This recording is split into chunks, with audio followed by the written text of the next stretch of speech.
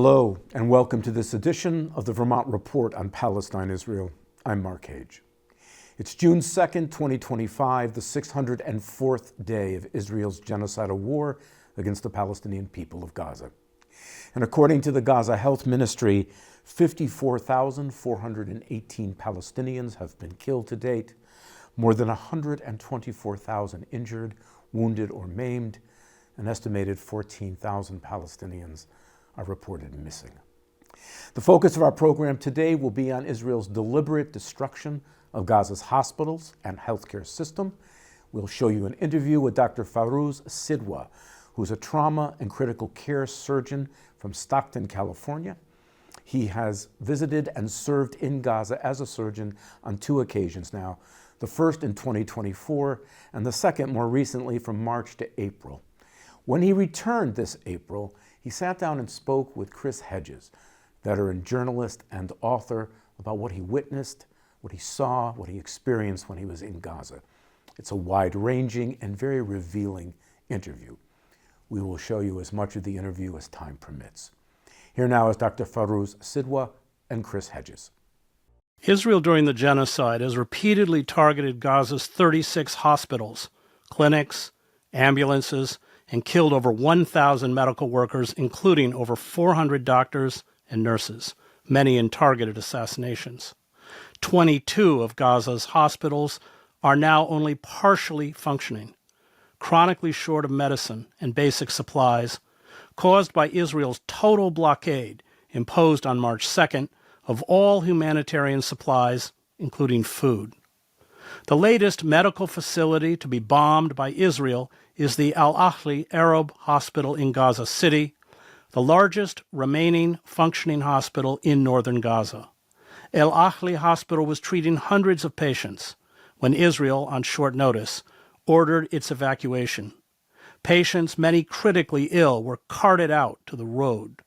The hospital was then hit by at least 2 missiles. In October 2023, nearly 500 people were killed in an Israeli air attack on the Al-Ahli hospital. Israel routinely blames errant rockets launched by armed Palestinian factions for the explosions, or claims hospitals are being used as command and control centers by Hamas and are therefore legitimate targets. This last claim was made by Israel to justify the most recent missile strike. But Israel rarely offers evidence to back up its allegations. Today we discuss Israel's systematic destruction of Gaza's health infrastructure with Dr. Farouz Sidwa, a general trauma and critical care surgeon in California who recently returned from Gaza. This is your second trip to work in Gaza. Before we begin with what's happening in Gaza, you should talk about all the roadblocks that are put before medical workers who want to go volunteer to work in the hospitals in Gaza.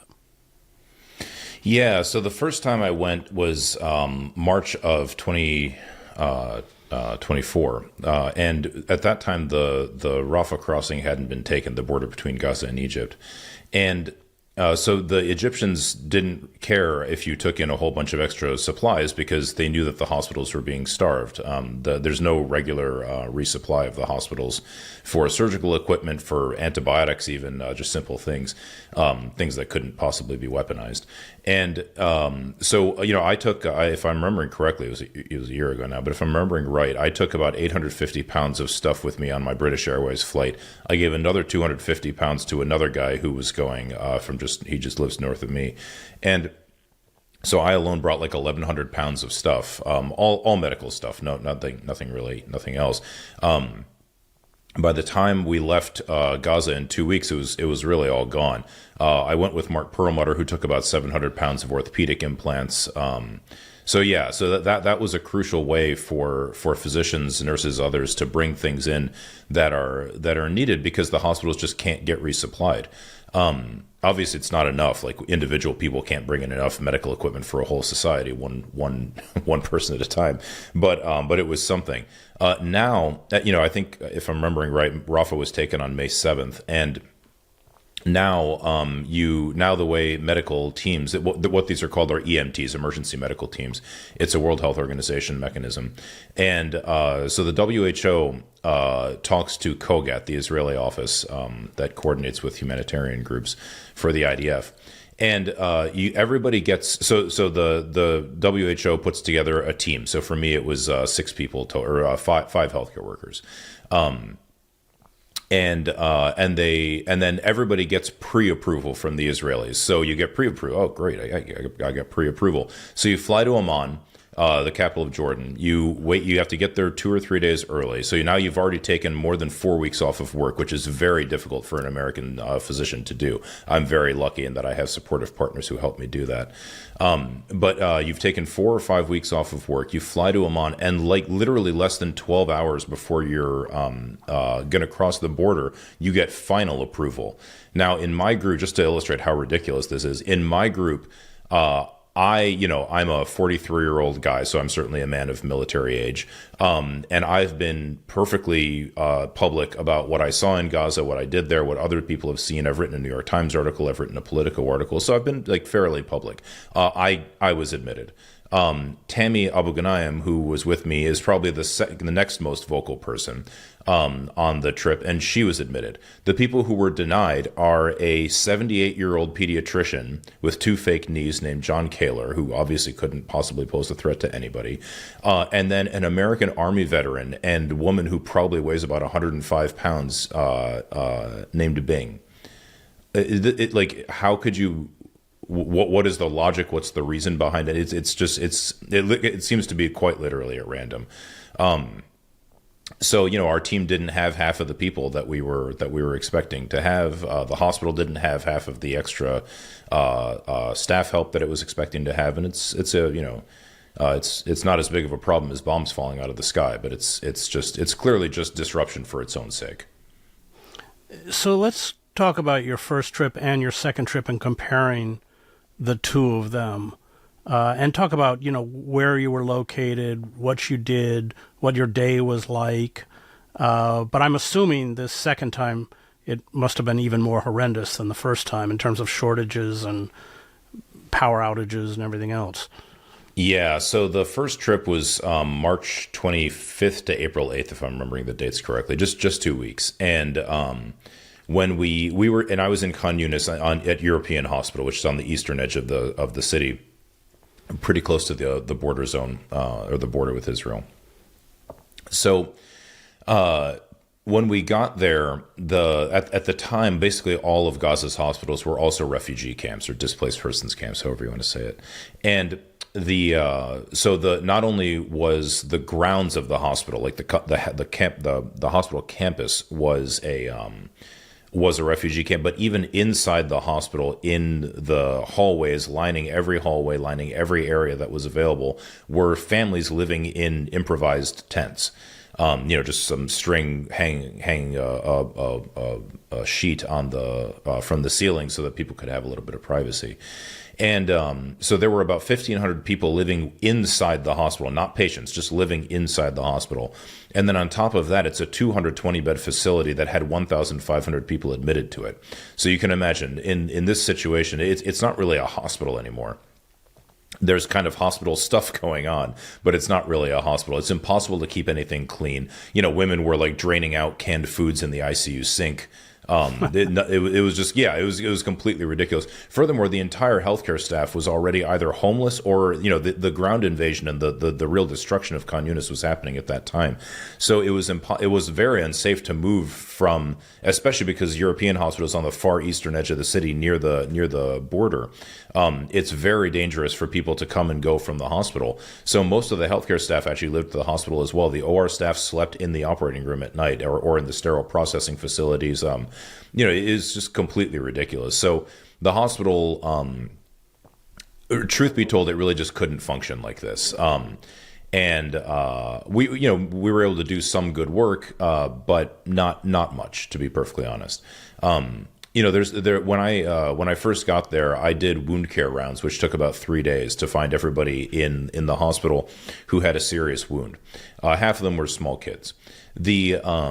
What I were the found about wounds? 200. Describe the wounds that you Yeah, saw. yeah, no, absolutely. So the wounds were of different varieties. Some of them were surgical wounds, meaning like they had had a laparotomy. The general surgeon had looked inside their abdomen, and then the wound had become infected afterwards, which virtually every wound did. So the skin had to be opened and the pus had to be allowed to drain out. But then that requires constant wound care going forward. That was probably, I don't know, a third. I'm just guessing, but about a third of them. And the other 2/3 were really serious injuries to the limbs, part amputations, partial amputations, severe degloving injuries, like where the part of a limb is kind of banana peeled off, things like that. And so I found about 250 people, like I said, half of them small kids, who needed not just wound care, but actually operative wound care. Like they needed to be taken to an operating room with all the bells and whistles that we have there. Nice lighting, anesthetics, things like that. Well, there's only 4 operating rooms at European Hospital. How am I going to take 250 people to the OR every day? Just me. Like this is completely ridiculous, right? So what we had to do was actually start taking ketamine. It's an anesthetic that lets you keep breathing. We had to take that, and I brought a little pulse oximeter, the little thing that tells you how high your oxygen is, that I bought off of Amazon, and that was the only monitoring I had. I would just bring the ketamine out to the regular ward, and I would anesthetize people on the ward. This is, I use ketamine in the United States for my patients, so it's not like I was doing something I've never done before, but this is not the way you do these things properly. There's no sterility. I mean, even in the operating room, to be honest, there wasn't much sterility, but the ward was obviously much worse. There's cats walking around. There's just like, there's no sterility. Little kids are running in and out of the room while we're doing this stuff, and every room has 3 or 4 times as many people in it as it's supposed to, because like I said, 220 bed facility, but with 1,500 people admitted to it. So it was basically just impossible. You can imagine the hospital just can't function like this. So actually, I think quite literally, there might be 1 or 2 exceptions, but I think literally every hospital in Gaza has at some point been forcibly evacuated, meaning everyone was told, leave or we'll kill you if you don't leave, which is, evacuation isn't really the right term for that. But and when once people were forcibly displaced from the hospital administrators usually made the decision not to allow refugees to come back into the hospital itself. The grounds of the hospital are right outside it.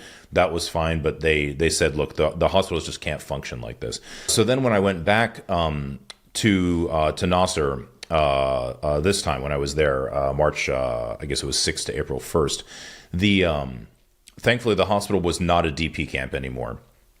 So the hospital could actually function. But, I got there on March 6th, and like you said, the blockade had been, or the cutoff of all entry and exit into Gaza of any goods whatsoever, had started on March 2nd, so a few days before.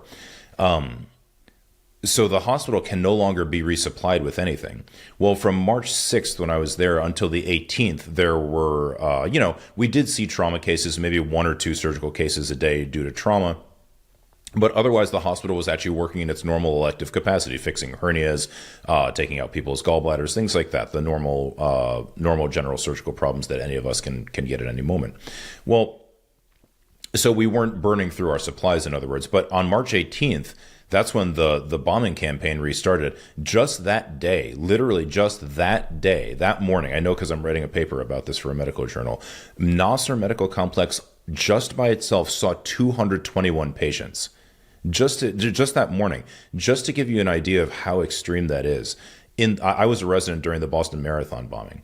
It was an explosion, a terrorist attack in 2013 in Boston during the marathon, and in that attack, it was in the city of Boston. Boston has 6 level 1 trauma centers if you include Boston Children's Hospital, because it's a pediatric level 1 trauma center, and between them they have 4,000 beds. Right, Nasser Medical Complex with the tent extensions that it has 450 beds, so about a tenth. In all of Boston, all of the level 1 trauma centers together saw 129 patients that day. Nasser alone saw 221 patients.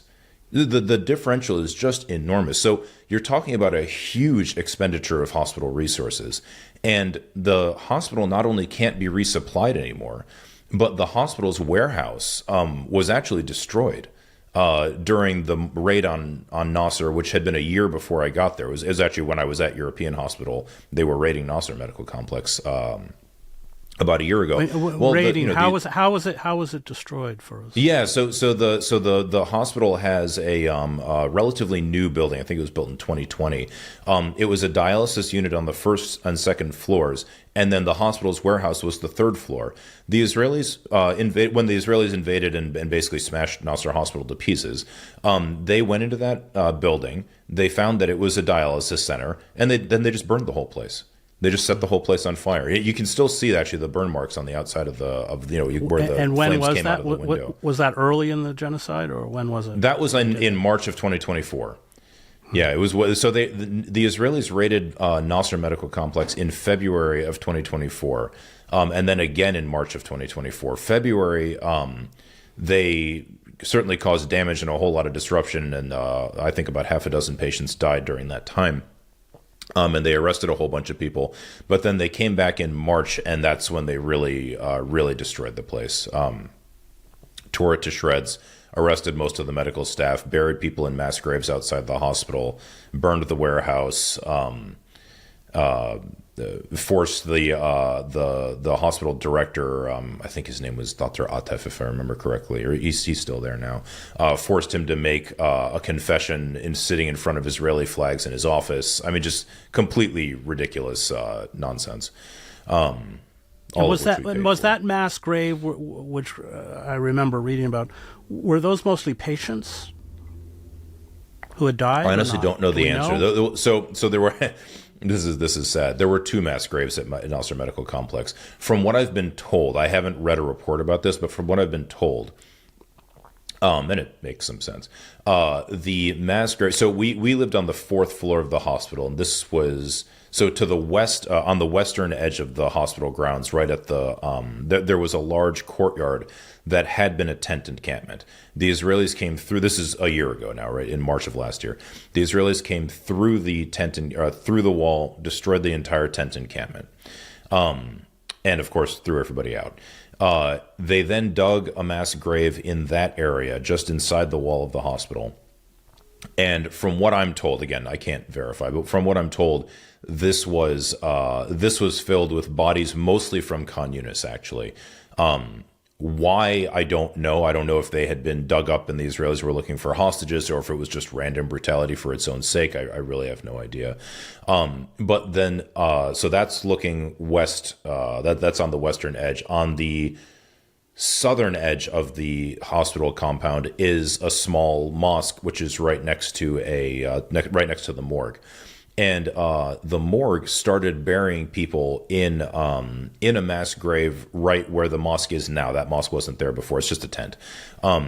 They started burying people in a very shallow mass grave there because the Israelis wouldn't allow them to take bodies to the graveyard, which is about 300 meters away from the hospital. So they were burying people there, but they didn't have any equipment. They certainly weren't allowed to dig real graves. So all of these bodies were mangled by animals and things like that. And then after the Israelis finally withdrew from the hospital, those people were exhumed and then were buried properly in a grave elsewhere. I want to go back to, so the bombing starts on March 18th. You have that day, over 200 221 patients. Describe just at what it looked like. Describe what you saw. Yeah, so this like I mentioned, I was at the Boston Marathon bombing, or I was working in a hospital during the Boston Marathon bombing at Boston Medical Center, and up until March 18th, that was the biggest mass casualty event I had ever seen. But March 18th was a completely different. It wasn't even the same. It seems strange to call both of them mass casualty events. The bombing started at 2:30 a.m. We were all asleep in the 4th floor hospital living quarters where the emergency medical teams stay, and some blast happened close enough that it actually blew the door of our living quarters open. It smashed into the cabinet right behind it, and that was what woke us all up. It was incredibly loud, and then we realized that the bombing had restarted, because it was just continuous at that point. The whole hospital was shaking. It was just incredibly loud. It was like I was back at European Hospital, and so we all said, well, we better go down to the emergency room. So we all got dressed, went down to the ER, and we went to the front of the hospital. And I have to say, when I was at European Hospital, they did not have the ability to triage, to run a mass casualty event properly. Nasser was very different. The Palestinians are, they really are very good at this. I was pretty shocked by how efficient they were. And just to give you an idea, when we got down there, patients hadn't started arriving yet, and already at the front of the hospital, this is like 7 or 8 minutes after the bombing started. Already at the front of the hospital, the not the director of nursing, the nursing supervisor on call, and Khalid Al-Ser, who is one of the you probably have at least heard his name. He's a general surgeon at Nasser Medical Complex. He's quite well known because he was imprisoned by the Israelis for 6 months. So Khalid was at the front. Now, Khalid is 10 years younger than I am. He finished residency 2 years ago. And residency in the Gaza Strip is not a very robust experience compared to, say, like the United States, where it's much more structured. Nevertheless, he is out there, and he's the one that's going to lead this mass casualty event. And he does so incredibly effectively. People who are obviously dead, even though their families, decapitated, chest is ripped open, whatever it might be, their families are obviously begging you, no, take them in, do something. No, take them to the morgue. They're dead. Keep driving. Because otherwise the hospital is flooded with dead people and completely uninteresting people who have like a finger injury, then you just don't have any space to take care of the people who are seriously injured. So then he started directing patients into green, yellow, and red zones. The red zone is where me and Dr. Morgan McMonigal, he's an Irish trauma surgeon that was there with us. He was with Medical Aid for Palestinians. I was with Med Global. Khalid said, look, you guys go to the red area and start taking patients up to the OR as you think they need to go. So Morgan and I went to the red area, and honestly, the first 10 or 15 minutes, all we did was pronounce small children dead. Most of the people in that area were small kids. They're laid out on there were 6 or 7 stretchers in there. I can't remember. I think 6. But there's already children laid out all over the floor. So like the first person I found was this probably a 3 or 4 year old girl. She had how her head was still attached to her, I really don't know. She just had an incredible number of shrapnel injuries to the head, and also some to the neck. And she wasn't breathing properly, so I jaw thrusted her, just meaning like kind of bringing your anybody who's done a CPR class has learned how to do that, and but she still didn't start breathing properly. And in a mass casualty event, especially when we don't have a neurosurgeon, that basically means she's going to die. She was still attempting to breathe, but she couldn't. So. And it was because of these brain injuries she had. So I picked her up. I gave her to, I assume it was her father, it was some male relative. I gave him to her and I said, take her out there. There's an area, they literally do this in every hospital in Gaza now. They have to set up an area where patients can just die with their families because they can't be helped. Their injuries are either too severe for what the hospital can actually provide, or they're just or it's just they're so far gone that it would take 10 people all day to possibly save their life, maybe have a 5 or 10% chance of saving their life, but that means those 10 people aren't working on everybody else who have a 90% chance of survival. So they're called triage decisions, and these are they're not the most fun things, especially when you're dealing with small kids. But so then I think there was one other girl that I pronounced dead in the same fashion. And then finally I found a little 5-year-old girl. I thought she was 4 at the time, but she turned out to be 5, who had a single wound right here on the left side of her face. It turned out that shrapnel had traveled through her brain, but it had stayed on one side. So that's actually a survivable injury. And other than that, her spleen was bleeding and her left lung was punctured and was bleeding. So I took her upstairs. I took her to the operating room, removed her spleen, put it in a chest tube. One of the pediatric surgeons actually came in the middle of the operation, so I handed it off to him and went across. There's a bank of 6 operating rooms, so I just went across, and there was a 29-year-old woman there named Lobna that one of the residents, Yahya, had brought up to to operate on.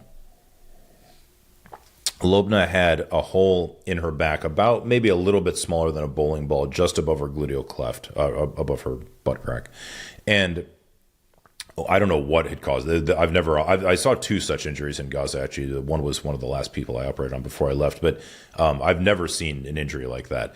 This injury, your pelvis has two wings, and the bone right in the middle is called the sacrum. It's a very, very dense bone. It attaches your spine to your pelvis. It's very, very thick and dense. It was completely gone.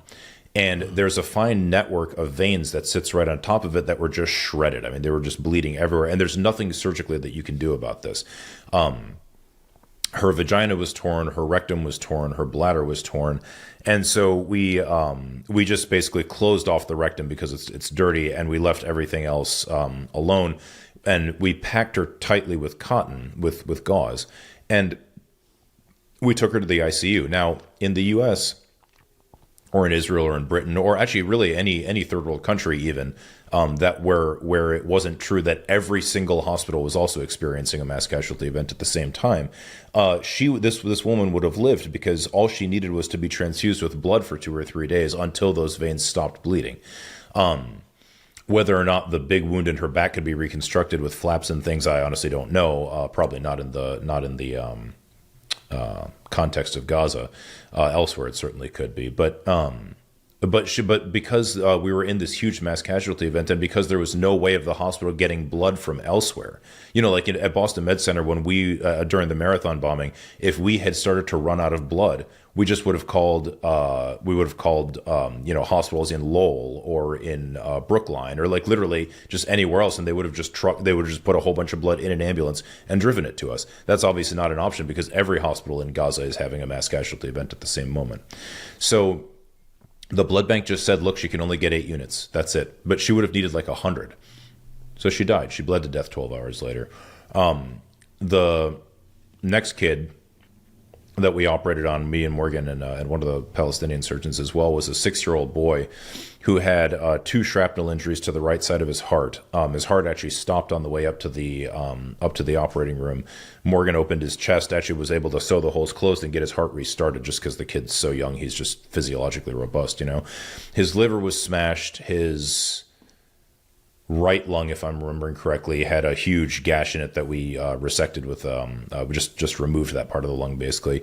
His liver was torn, and his stomach, small bowel, and colon were all had major holes in them. And again, this kid in the flagship hospital, because you remember, Nasser is the biggest hospital in Gaza right now. Shifa, I know you've been to, I'm pretty sure you've been to Shifa Hospital many times, but yeah. Shifa doesn't really exist in any real sense right now. I think there's one operating room that's been set up in a dentist's office or something. It's completely absurd. So right now, Nasser is the biggest hospital. In the flagship hospital of any third world country, this kid could have survived. But at Nasser, we don't have the right types of pressors, right types of critical care medications, and even just simple things like a pediatric ventilator. It just wasn't available. So he died 12 hours later. It kind of went on like this. One of the last cases I did on that day was a 16-year-old boy named Ibrahim. He wasn't bleeding badly, but he had injuries to his rectum and his colon. So, and as his belly pain got worse, we said, let's take him to the operating room. So we did, opened his abdomen and found those injuries, repaired them, and I gave him a colostomy. And he's the boy that was killed on March 23rd when the Israelis bombed Nasser to kill some guy named Ismail Barhoum that they don't like. So basically the last operation I did on March 18th, that kid, he would have gone home on March 24th, but then he was murdered in his hospital bed on March 23rd. Is that because they bombed the hospital? Yeah, on March 23rd, Nasser was bombed directly. The Israelis were quite proud of it. There was no attempt to pretend otherwise. And it was March 23rd. It was I think about 8:30 or 9 o'clock at night, and so I was, like I said, we lived on the 4th floor of the hospital in the EMT area, and the men's surgical ward, they divide all the wards between men and women. The men's surgical ward was on the 2nd floor. But the ICU is also on the fourth floor, and I have to walk past it to go down there. So after iftar, the evening meal that Muslims have during Ramadan, after iftar, I was going to go change Ibrahim's bandages and just explain to his family more, because he has a colostomy, but he's a 16-year-old kid, and so just explaining how to take care of it. He was actually a pretty smart kid. He didn't complain about things, and he was already changing his own colostomy appliance. But just to explain to them what's going on, what do you do from here, how does he get better moving forward, things like that. And as I walked past the ICU, there was a critical care doctor, a Palestinian critical care doctor. I think her name is Hanib. But she was like, froze. There's this guy over here, Mohammed. He was bleeding. He was just transferred from another hospital. Can you come take a look at him? I said, yeah, sure. So I went in there, spent about 10 minutes working up Mohammed. And we realized he needed to go to the OR. So I said, okay, I told her, like, you go talk to the anesthesia folks and tell him he needs to go to the OR right away. I'm just going to go change this kid's dressings because who knows how long this operation will take. He'll be asleep by the time I get out. So I'm going to go change his dressings. And then by the time I do that, I'll come back and we'll be in the operating room with Mohammed. And literally as I walked out of the ICU, that's when Ibrahim's room exploded. The Israelis, I don't think they confirmed what they used, but it was probably a drone fired missile. The Palestinian guys who cleaned up the ward afterwards found the munitions remnants, and it had a camera on it and stuff. So it was probably a drone fired missile. But yeah, Ibrahim and the guy that they were trying to kill, Ismail, are from the same family. They're like distant cousins or something. So so they were put in the same room because that just makes family visits easier and things like that. And yeah, so this kid was killed in this hospital bed. I was almost killed because I was literally on my way down to be standing right next to him. But yeah. I want to talk about sniper fire. There's all sorts of reports of children being hit. And of course, you may not have seen it, but that people. Snipers shooting children in the head, etc. What can you tell me about Israeli sniper fire? Yeah, so I try to be careful about this. I don't. So like you said, I wouldn't have seen the shooting, right? Because I'm sitting in the hospital waiting for people to come in. So let's talk about my first trip there, European hospital in March and April of last year, and. During that time, there were ground troops in Khan Yunis, and that's where the hospital is located. And literally, quite literally, every day I was there. I did 13 days of clinical work there, and I saw 13 children shot in the head during that time. I wrote about this in the New York Times, and I polled about 64 other physicians and nurses who'd been in Gaza as well about what they had seen, and pretty much everybody saw the same thing because we were there while the ground invasion was active. And yeah, most of us saw, and we're not talking about 17-and-a-half-year-old boys. We're talking about small, like preteen children, shot in the head or the chest, often with single gunshot wounds to the head and the chest. And this was a major. This was constant. I mean, I try to be as conservative as possible with these things. So I actually only talk about the children that I actually recorded in my diary. When I was there, there were entire days where like literally I had one pair of gloves available, like we were out of gloves or there were no gloves, so my hands were just like covered in blood the entire day, so I couldn't even grab my phone to write anything down, So I'm sure I actually saw more. I just don't remember. So it was a huge problem, and the reason that I focused on that in the Times, and then when I give talks about this and stuff like that, the reason I focused on that is because it kind of illustrates what the Israeli attack is, because it's always framed as an Israel-Hamas war, right? Like Mark Perlmutter and I, when we got back, we wrote an article in Politico, and the whole point of this article is to discuss how direct and how clearly directed this attack is at the civilian population of Gaza. Now, we don't explicitly discuss like that. We don't explicitly say that. We just give people the stories, and we hope that they can come to their own conclusion. But you used to write for the Times, right? So how newspapers work, you don't really choose the headline of your article. That's decided on by editors. You really just don't even have anything to do with that question. I'm often surprised. And you're often shocked by it. Yeah. Unpleasantly surprised. Yeah. And that's exactly what happened here is, and I just have to give my editor, the editor that we worked with for the piece, Teresa, all the credit in the world. I'm sure she didn't choose this headline. She was absolutely phenomenal. But whoever chose this headline made the I don't know what you call the smaller headline right below the headline, but it was, "What two surgeons saw in the Israel-Hamas war." And we were like, dude, the whole point of this article is that it's not an Israel-Hamas war. It's an attack on the population of Gaza. But so that kind of thing was frustrating. And that was why I really tried to emphasize that the shooting of children in the head in the catchment, like, because it's not like, oh, I saw it one place and maybe one other. Like, you could argue that one child shot in the head was an accident or a crossfire or just some sadistic soldier who's a psychopath. We have those in our society. I'm sure Palestinians have that too. Everybody has that in their society. There are violent, crazy people everywhere. But when you are talking about in the catchment area of every hospital in the Gaza Strip, for more than a year at that point, a child is being shot in the head every day, or regularly, meaning almost on a daily basis. That can't possibly be an accident. The Israeli military is extremely sophisticated. They have body cameras. I've been told a lot of the sniper scopes themselves have cameras. There's obviously cameras on every drone. All of the drones, missiles themselves also have cameras. There's cameras everywhere. They know exactly what's going on.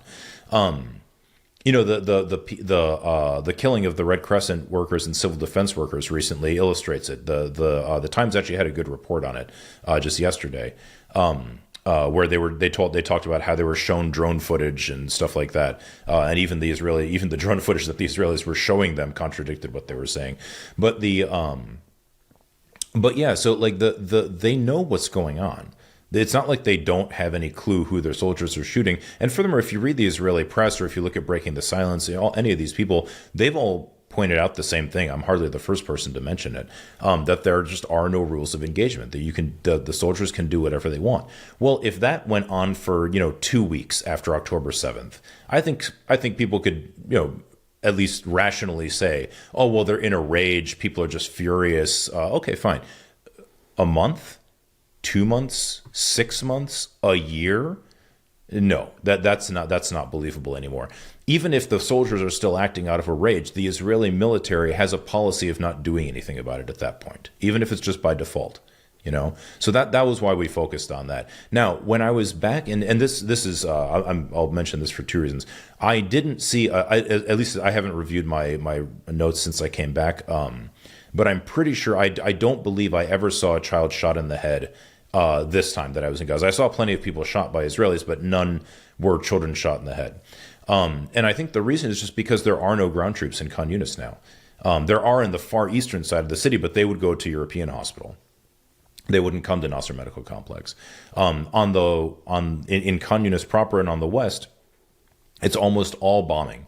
And in Rafah, because the invasion of Rafah hadn't started when I was there, in Rafah, they were just shooting individual people from this giant sniper tower that they've built in the Philadelphia corridor.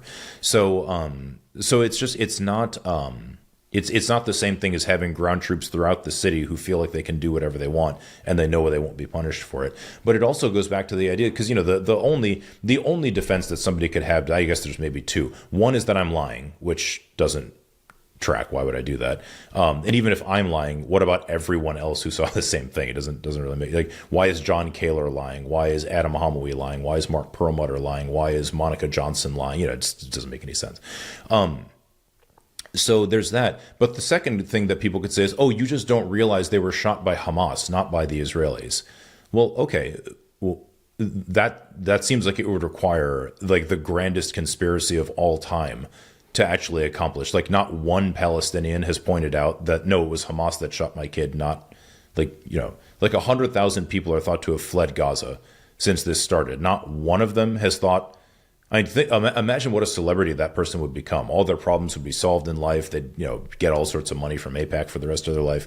Not one person is, no, really, just imagine it. They'd be set for life. Not one, then these are poor people living like refugees, Not one person has said this. Because it isn't true. It's just completely ridiculous. Again, could Hamas accidentally have shot a kid in a crossfire? Yeah, that's possible. Could there be some Hamas lunatic who shot a kid thinking, this is what's going to solve the Israel-Palestine problem? Yeah, that's possible. But it doesn't explain the pattern. It doesn't explain the longevity of the pattern. It doesn't explain the intensity. Right? These are silly arguments, you know. So that's why we focused on it. Yeah. But the point I was. Oh, go ahead. No, the last point I was going to make is that, you know, this idea that it's Hamas shooting these people. Well, then why, when there are no Israeli, there's plenty of Hamas people in Khan Yunis, at least I assume there are. Why aren't kids still getting shot in the head? You know, how did you handle wounded fighters? Did you put them in? How did that work? So if somebody came in, never saw one. Oh, really? No, I never saw one. This is, I have to admit that this is a minority position, what I'm about to say, but virtually no one, I'd encourage you to ask other people who've worked there, virtually no one has ever encountered somebody that they were sure was a fighter. When I was at European, the week before I got there, people told me that there was one guy who came in with an entourage of other guys. And it was kind of obvious that they were militants. And this guy, I think he had a partial amputation of his arm or something. And they didn't come in armed, but it was obvious who they were. And so they didn't get aggressive with people. They just said, if you tell us what you need. They said, we need this, this, and this. They went and got it. They brought it back. They did an operation, and then they just whisked the guy out of the hospital almost immediately. Now, but that was literally the only person the only male, I should say, that I ever encountered who didn't come in with their family. And people can say whatever they want about Hamas, but nobody thinks they're dragging their wives out to the battlefield. Like, that's completely ridiculous. You know, Hamas films a lot of its operations against Israeli forces, and that's just not what's happening.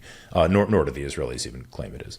They claim that they're using them as human shields when they're at home eating dinner. You know, so but yeah, no, honestly, I just never saw a combatant. There was one. It was probably March 8th or 9th, before the ceasefire ended. In other words, I saw a pickup truck with two guys in the kind of typical Hamas garb, you know, the face covered, the vest, you know, the kind of military looking vest sort of thing, and with rifles of some kind, literally just enter the hospital gate, drive through, and exit the other gate. That was it. They were on the hospital property for like 8 seconds, quite literally. And because I looked, I was like, oh my God, they're gone. Okay. You know, it's like they came in Israel's on accident always making this charge that hospitals are command and control centers. It's they absurd. have these underground tunnel complexes, not that they've ever been able to provide any evidence. I want to talk about what's happening. I mean, so March 2nd, everything's cut off, including medical supplies. The last desalination plant, because they've cut electricity, is not producing clean water. Of course, you have certainly malnutrition, if not cases of starvation, all sorts of diseases that come with having unclean water and camping next to fetid pools of open sewage, etc. Mm-hmm. What's happening to the health system? What do you see happening? Is it? I mean, at a certain point, it's going to have to shut down. Yeah, there is no I hate saying this because I respect my Palestinian colleagues deeply, and they're doing everything they can. There is no serious health system in Gaza anymore. You know, like I said, Nasser is the flagship hospital in Gaza, and everything that I did at Nasser Medical Complex to save people's lives, I could do in my house if you just gave me a knife and some suture and an anesthetic machine. I mean this literally. There's nothing else is going on. You know, Mark, I keep mentioning Mark Perlmutter. He's a Jewish American hand surgeon, orthopedic surgeon that I've been to Gaza with twice now. He talked about how he was actually having to implant not pins but drill bits themselves into children's bones in order to fixate them, because they just don't have pins that are the size needed for children. There's no way to do anything. You know, trauma surgery is really the most basic part part of surgery. The goal is to stop people from bleeding to death. That's it. That doesn't require a whole lot of fancy equipment, or because you just don't have time to use it, right? That's just not what it is. So, for me, I wasn't out of, if I, like I said, if I have a scalpel and I have even one type of suture, I can do the vast majority of things I need to. But that's not real medical care. Real medical care is putting people back together. And it's just not possible. It's not doable at all. And that's leaving aside, like you mentioned, the Ahli Baptist Hospital in northern Gaza. It basically doesn't exist anymore. I mean, it's part of the building is still standing. That's true, and doctors can walk back into it if they want to, but there's no supplies. There's nothing there. There's absolutely nothing there. And the same is true of the vast majority of hospitals in Gaza. There is just nothing there. Even the ones that are standing, that are still physically, the building still physically exists. Just because doctors are inside a building, that doesn't make it a hospital. And like you said, nothing has gotten through since March 2nd. So we're going on 6 weeks now. And the entire strip has been in a mass casualty event continuously since then. So, there is not, I can't imagine that the healthcare system can function for more than another month or so. I mean, function at all, literally in any capacity. I don't know how women who need C-sections will get them. I don't know how people who even just have regular old general surgery problems will be able to get them. I don't know how a kid that has asthma will be able to get albuterol. I don't know how somebody with heart disease will be able to get their medications, leaving aside the trauma. But yeah, and then on top of that, like you mentioned, the whole population is being starved. Literally, no food has gone into Gaza for 6 weeks, and the entire local food production system has been destroyed. The only place you can actually grow food in Gaza right now is in the sand. Which is not because Gaza is basically fertile to the east of the Salahuddin Road, right in the middle of the territory, and not fertile to the west of it, near to the ocean. But the Israelis are occupying everything east of the Salahuddin Road now. So you can't even grow food except in the sand. Maybe some cucumbers will grow outside your tent or something. But that's where people are getting food now. And actually, it's not even like it just started happening. Like we said, the cutoff of any entry of anything into Gaza started on March 2nd. I got there on March 6th, and we ate meat that day. Now, I don't really care about eating meat, but it's just to illustrate because this is a meat-eating culture. I ate meat that day, and then we didn't eat no meat, no chicken, no fish, no kind of animal protein until I think it was March 29th. When somebody found some chicken somehow. And we're Westerners. We have all the money in the world compared to everybody else. But there's just none of this available. You know what I mean? It's just literally isn't available. I think Mark told me that at one point, because he went up to Aqsa Martyrs Hospital in the town just north of Khan Yunis called Deir al-Bala. He went up there, and I think he told me he paid $7 for a can of tuna. Now, someone might say, well, that was somebody taking advantage of him. But no, he had a local go get it for him. And it was $7. When I was walking around the market that was right outside of Nasser Medical Complex, it's actually exactly where that. I'm sure you saw the video of that poor journalist being burned alive in his tent. That tent was literally right outside of the Nasser Medical Complex. I had hung out with those journalists many times in that tent.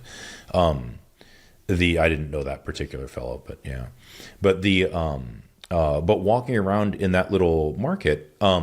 The eggs, when I got there, so just 4 days after the blockade started, when I got there, eggs were about 50 cents each, which is what I pay for nice organic eggs in California. Obviously, nobody there can afford that. When I left, it was more than $2 an egg. I think they were asking for 9 shekels per egg. There's no possible way that anybody can afford. Actually, I guess so. That's even closer to $3 an egg, actually.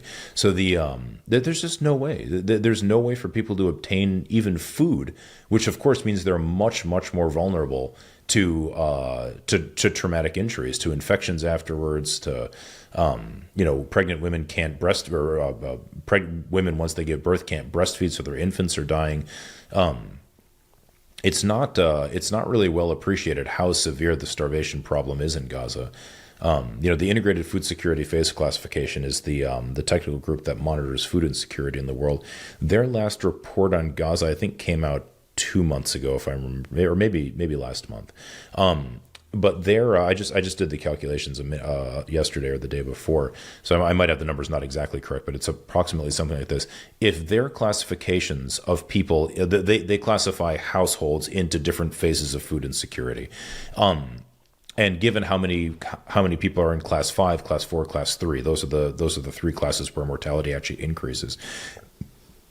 If their estimates of who's in which category are correct, there should be about 140 people dying of starvation-related causes every day in Gaza. And that's actually an underestimate because Gaza is an unusually heavily child population, and children under the age of 5 are much more vulnerable to starvation than anybody else, especially newborns, obviously. And then their projections, because they usually do, the IPC reports usually say what happened before this report came out and what do we expect to happen afterwards. If their projections are correct, it's almost 200 people a day that are going to start dying of starvation-related causes in Gaza. And the story of starvation in Gaza is not a well understood one. The extreme nature of how hungry Gaza has been for the past 18 months at this point is.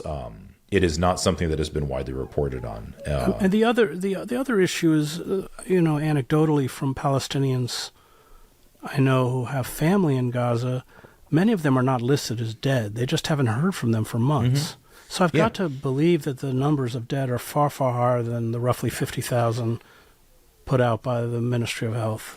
Yeah. So when me and in October, me and 98 other healthcare professionals wrote an open letter to the Biden administration. When Trump was elected, I modified it and sent it to him too through contacts in his campaign. But in that letter, we wrote an appendix. If anybody wants to read it, it's at GazaHealthcareLetters.org.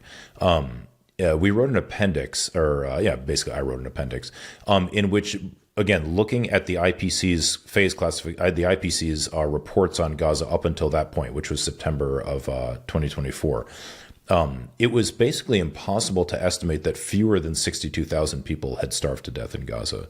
The technical term is died of starvation-related causes, but they mean the same thing to most people. And now I do want to say that the leading historian of famine is a guy named Alex DeWall. He's at the Tufts World Peace Institute or something like that. He disagrees. He doesn't think that the numbers are that high, but he says that there's no way it's under 10,000. I shouldn't. Let me not misquote him. He says that it is almost certainly 10,000 or more. So there's two things with that. Number one, the moral.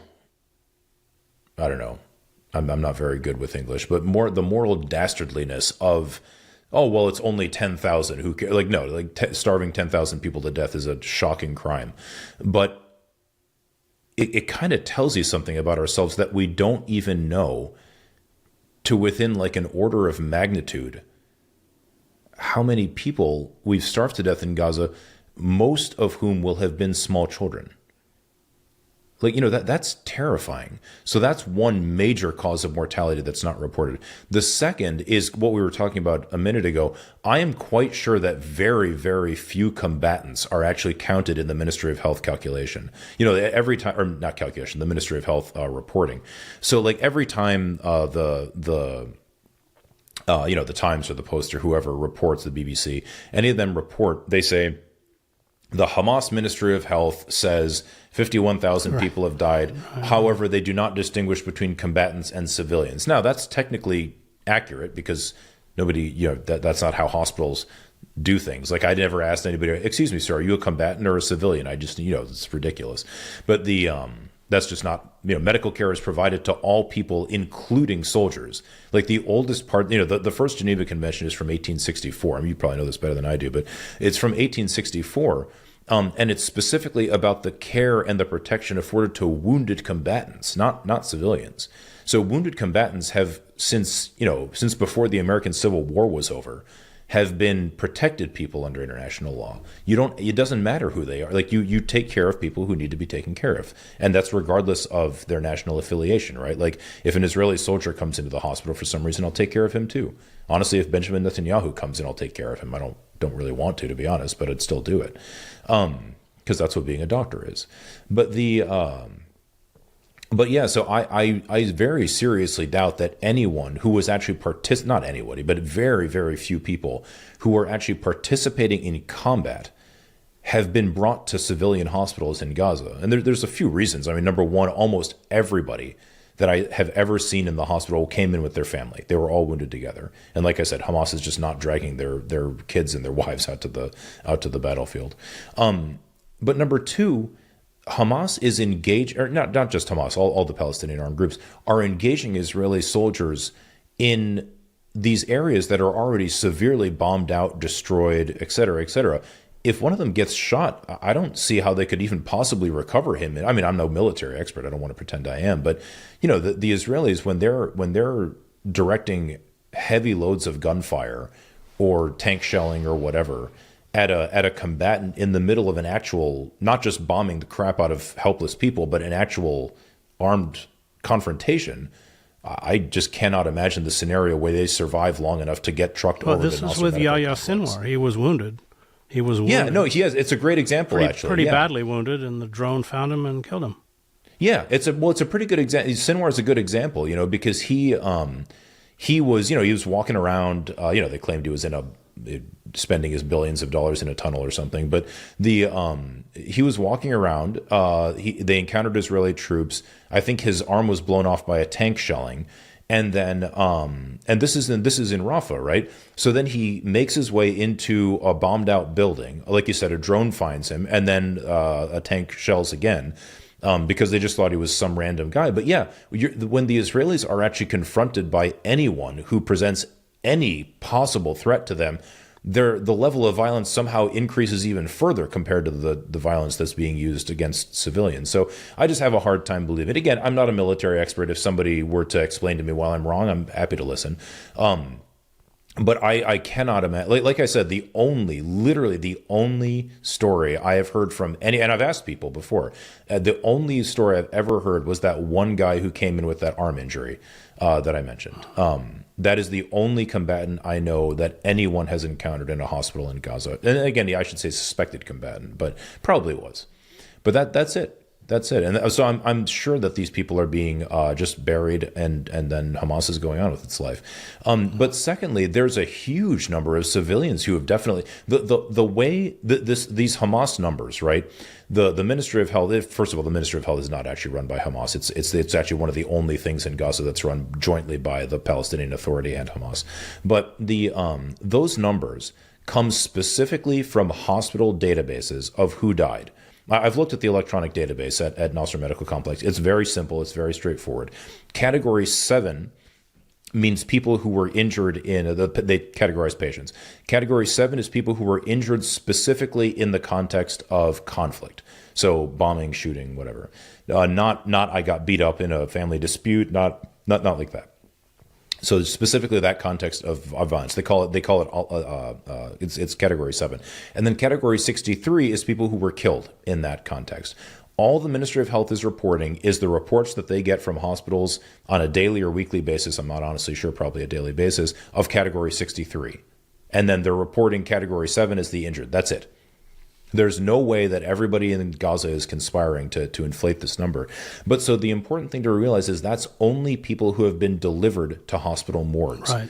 Now, if you're like when I was in Khan Yunis, right, the first time when I was at European Hospital, I did, and I mean this seriously, I did one hemorrhage control operation. Like, in other words, I stopped one person from bleeding to death while I was there in 2 weeks.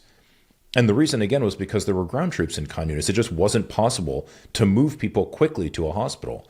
So if your house is bombed, or if your neighborhood is in lockdown because there are Israeli troops and your kid or your wife or your husband or whoever is shot, and then 3 days later you'd be able to take them to the hospital just so that they can be pronounced dead. They're dead. They've been dead for days. Why would you make that dangerous trip over to the hospital? What, just so I can include one more person in my death? No, of course not. You're just going to bury them and move on. And the other thing is you have whole apartment blocks obliterated. And then everyone inside are killed, and you can't dig them out. I mean, this happened to a friend of mine, his wife's sister and her family. Really? Yeah. No, and actually, when you drive around, when you drive around, you'll see graffiti all over the place on buildings that says Osama is buried here, Muhammad is buried here. You know, it's everywhere. It's literally everywhere. And the civil defense has been estimating 10,000 people are under the rubble since January of last year. You know, I mean, it's just completely. You know, if Thank you for watching our program. We'll see you soon. I'm Mark Hage, and this is the Vermont Report on Palestine, Israel.